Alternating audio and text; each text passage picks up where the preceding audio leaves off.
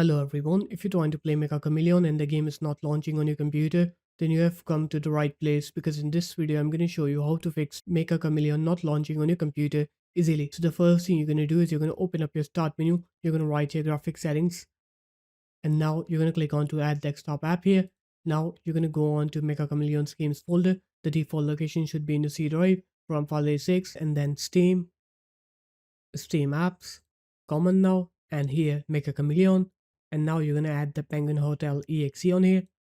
Now find the Penguin Hotel exe in here.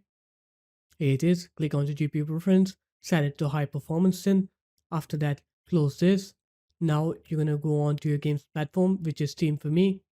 Right click on Meccha Chameleon, click on to properties, install files, and then click verify integrity of game files here. Once you do that, now you're going to go ahead and restart your computer. Once you're done with the computer restart, now you're going to go ahead and try to play the game, and you'll see that your game will not work. You'll not face that not launching problem anymore. So there it is guys, that's how easy it was. If you guys found this video helpful, make sure to leave a like, comment, and subscribe to the channel, and I'll see you in my next video. Peace.